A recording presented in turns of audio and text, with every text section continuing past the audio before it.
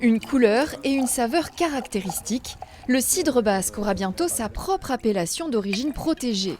Les producteurs des deux côtés de la frontière se sont entendus pour créer ensemble ce label de qualité afin de défendre leur savoir-faire. Cette AOP transfrontalière est une première européenne.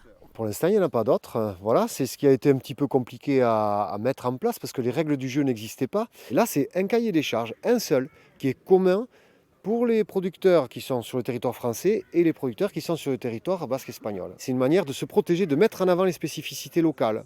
On ne peut pas dire qu'on fait du cidre basque si on n'est pas habilité par l'AOP, par l'organisme certificateur. Se fédérer pour mieux faire face à la concurrence, mais aussi pour augmenter la capacité de production qui pourrait passer de 200 000 à 300 000 litres par an au Pays Basque Nord, où cette nouvelle AOP concernera 8 cidriers et une trentaine de producteurs désormais engagés dans un cahier des charges exigeant.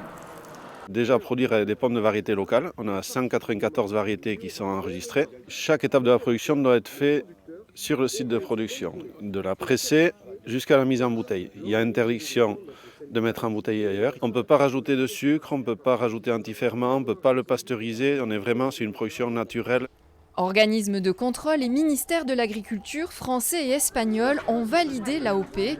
Le dossier est à présent entre les mains de l'Europe qui devrait entériner ce nouveau label cette année.